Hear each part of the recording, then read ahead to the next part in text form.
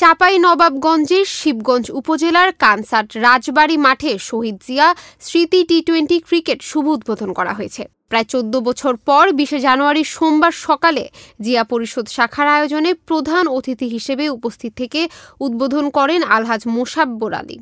জিয়া পরিষদের সভাপতি ইদি আমিন বাবুর সভাপতিত্বে ও জিয়া পরিষদের সাধারণ সম্পাদক শহীদুল হক হায়দারি, শহীদ মিয়ার সঞ্চালনায় উপস্থিত ছিলেন শিবগঞ্জ উপজেলা বিএনপির সিনিয়র সহসভাপতি আমিনুল ইসলাম, উপজেলা বিএনপির যুগ্ম আহ্বায়ক ও শ্যামপুর ইউনিয়ন পরিষদের সাবেক চেয়ারম্যান খায়রুল ইসলাম, মোবারকপুর ইউনিয়ন পরিষদের চেয়ারম্যান মাহমুদুল্লাহ হায়দারি মাহমুদ মিয়া, কানসাট ইউনিয়ন বিএনপির সাবেক সাধারণ সম্পাদক তাজিরুল মেম্বার, মোবারকপুর ইউনিয়ন বিএনপির সাবেক সাংগঠনিক সম্পাদক জামাল উদ্দিন জেমস সহ বিএনপি ও সহযোগী সংগঠনের নেতাকর্মীরা উপস্থিত ছিলেন। উদ্বোধনী খেলায় অংশগ্রহণ করেন রহনপুর ক্রিকেট একাডেমি ও শাহবাজপুর সোহাগ মাৎস্য খামার ক্রিকেট দল।